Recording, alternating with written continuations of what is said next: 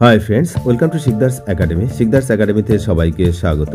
এই ভিডিওতে আমরা শিক্ষকদের টেট পাস বাধ্যতামূলক এই যে মামলা, এই মামলার যে লাস্ট আপডেট সেটা জেনে নেব। এবং এই মুহূর্তে আপনারা জানেন যে পশ্চিমবঙ্গ সরকারকে আগেই জানানো হয়েছিল যে শিক্ষকদের পাশে থাকার জন্য। উস্তি যে প্রাইমারি সংগঠন রয়েছে তারা যখন রিভিউ পিটিশন করলেন তখন কিন্তু তারা একটি চিঠিও পাঠিয়েছিলেন যে সরকারকে পাশে থাকার জন্য।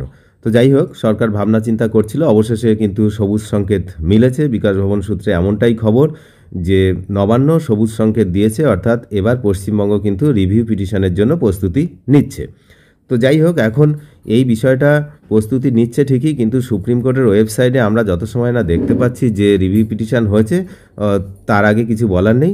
তার কারণ রাজ্য সরকারের যে এই সব বিষয়ে প্রথমেই কিন্তু বলেছিল যে তারা এই ব্যাপারে কিছু এখনও ভাবেনি।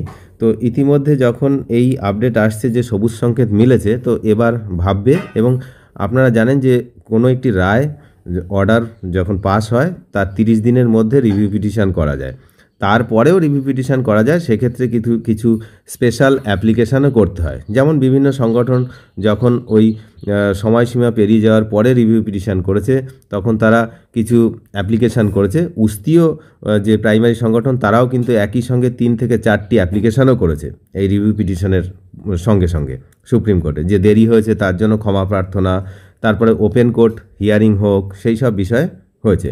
এবং এর সঙ্গে আরেকটি বিষয় আমি গতকালই বলেছিলাম যে সুপ্রিম কোর্টের এই যে এই ব্যাপারটি কিন্তু বৃহত্তর বেঞ্চে পাঠানো হচ্ছে। এখন এখানে দুটো ব্যাপার রয়েছে, সেটা হচ্ছে এক, মাইনরিটি সেকশনদের কি হবে তার জন্য কিন্তু বৃহত্তর বেঞ্চে পাঠানোর কথা পূর্ববর্তী রায়ে বলা ছিল, অর্থাৎ 1 সেপ্টেম্বর 2025-এর যে রায় বিচারপতি দত্তর ডিভিশন বেঞ্চ যেটা দিয়েছিলেন, সেখানে কিন্তু লেখা ছিল যে মাইনরিটি সেকশনের জন্য এই যে বিষয়টি সেটা বৃহত্তর বেঞ্চে পাঠানো হবে, মানে তাদের জন্য যে সিদ্ধান্ত হবে। এবং এখন আমরা যেটা জানতে পারছি যে মাননীয় বিচারপতি দীপঙ্কর দত্ত মহাশয় তিনি কিন্তু পুরো কেসটি সুপ্রিম কোর্টের যিনি প্রধান বিচারপতি রয়েছেন সেখানে পাঠিয়ে দিয়েছেন যে বৃহত্তর বেঞ্চে পাঠানোর জন্য। এখন এই বিষয়টা নিয়ে একটু সন্দেহ রয়েছে যে শুধু কি ওই মাইনরিটি সেকশনদের জন্য নাকি পুরোটা হিয়ারিংয়ের জন্য পাঠানো হয়েছে। তো সেটা যখন ওয়েবসাইটে আপডেট হবে তখনই আমরা জানতে পারবো। তবে পাঠানো হয়েছে প্রধান বিচারপতির কাছে, এটুকু শিওর।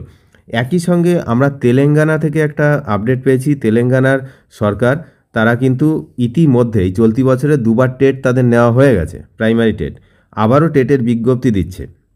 তো এটা একটা বিষয় যে তাদের 2টো টেট নেওয়া হয়ে গেছে, কিন্তু আবারও তাদের টেটের বিজ্ঞপ্তি দিচ্ছে। কিন্তু এটা তাদের গতানুগতিক যেমন নিয়ম বছরে 2বার টেট নিতে হবে, তারা কিন্তু তাই নিয়েছে। এবং পরবর্তী টেটের জন্য, অর্থাৎ সামনের বছর 2026-এর জানুয়ারি তাদের যে টেট রয়েছে প্রাইমারি টেট, তার জন্য নভেম্বরে বিজ্ঞপ্তি প্রকাশ হবে। এখন দেখার বিষয় যে বিজ্ঞপ্তিতে এই ইন সার্ভিস টিচারদের জন্য কোনো বিষয় লেখা থাকছে কিনা, সেদিকে আমরা নজর রেখেছি। তবে তেলেঙ্গানা থেকে যে আপডেট আসছে তাতে বলা হচ্ছে যে যদি এই নভেম্বরে তাদের যে টেটের জন্য যে বিজ্ঞপ্তি বেরোবে, তো সেখানে যদি শিক্ষকরা অ্যাপ্লাই করেন তাহলে প্রায় 45,000 ইন সার্ভিস শিক্ষক ওই টেটে বসবেন। এবং যদি সব মিলিয়ে যারা পদোন্নতি চায় সব যদি মিলিয়ে দেখা হয় তাহলে প্রায় সংখ্যাটি দাঁড়াবে 60,000। তাহলে 60,000 শিক্ষক ইন সার্ভিস টিচার্স তারা কিন্তু ওই টেটে বসতে চলেছেন, এমনটাই কিন্তু মনে করা হচ্ছে। এখন সবই নির্ভর করবে যে টেটের বিজ্ঞপ্তি প্রকাশ, তারপরে তার জন্য ফর্ম ফিল আপ, সেই সব নিয়েই কিন্তু বিষয়টি বোঝা যাবে।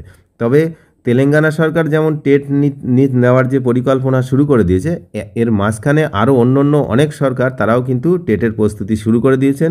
কারণ সুপ্রিম কোর্টের রায় হওয়ার পর একদিকে তারা যেমন রিভিউ পিটিশন, অন্যদিকে তারা টেটেরও প্রিপারেশান দুটোই নিচ্ছে। তেলেঙ্গানা সরকার কিন্তু তাই নিয়েছে, টেটের যেমন প্রিপারেশান নিচ্ছে একই সঙ্গে তারা রিভিউ পিটিশনও করেছে। তাহলে আইনি দিকও দেখছে আর এদিকে এটাও চালিয়ে যাচ্ছে। কারণ যদি কোনো কারণে রিভিউ পিটিশন খারিজ হয় তাহলে তো টেট পাস করতেই হবে নিয়ম অনুসারে। তো সেই জন্য কিন্তু তারা টেটেরও প্রস্তুতি নিচ্ছেন। এবং বিষয়টা মাত্র 2 বছর সময় হাতে, তো 2 বছরের মধ্যে টেট পাস করতে হবে। এখন সমস্ত ইন সার্ভিস টিচার প্রথমবারেই যে সাকসেস হবে এমন তো ব্যাপার নয়। আপনারা জানেন যে টেট সবাই বসলে তো আর সবাই পাস করে না। তো সেই জন্য 2 বছর টাইম। তো তো তার মধ্যে তারা হচ্ছে 4টে টেট নেবে এমনটাই তারা সিদ্ধান্ত নিয়ে রেখেছে। 4টে টেটে বসার সুযোগ দেবে।